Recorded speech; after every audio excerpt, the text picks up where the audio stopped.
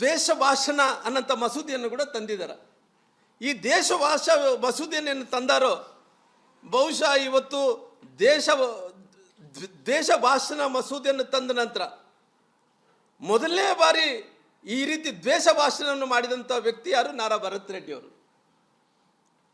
ಈ ನಾರಾ ಭರತ್ ರೆಡ್ಡಿ ಅವರು ಏನು ದ್ವೇಷ ಭಾಷಣ ಏನು ಮಾಡಿದಾರೋ, ಅವ್ರು ಮಾತಾಡಿದಂಥ ಭಾಷೆ ಏನಿತ್ತು, ಅವರು ಭಾಷೆಯ ಸಂದರ್ಭದಲ್ಲಿ ಇವತ್ತು ಮಸೂದೆ ಬಂದಿದ್ರೆ ಕೂಡ, ಮಸೂದೆ ಜಾರಿಯಲ್ಲಿದ್ದರೆ ಕೂಡ ಅವರು ಏನೋ ಮನೆ ಸುಟ್ಟು ಹಾಕ್ತಿದ್ವಿ, ಮನೆ ಸುಟ್ಟು ಬರ್ತಾ ಇದ್ವಿ, ನಾನು ತಾಳ್ಮೆ ಕಳ್ಕೊಂಡಿದ್ರೆ ಬಳ್ಳಾರಿನ ಭಸ್ಮ ಮಾಡ್ತಾ ಇದ್ವಿ ಅಂತ ಹೇಳಿದಂಥ ಟೈಮಲ್ಲಿ ಆ ದ್ವೇಷ ಭಾಷಣ ಮಾಡಿರೋದು ಮೊದಲನೇ ಶಾಸಕ, ಕಾಂಗ್ರೆಸ್ ಪಾರ್ಟಿನ ಶಾಸಕ ನಾರಾ ಭರತ್ ರೆಡ್ಡಿ ಅವರು.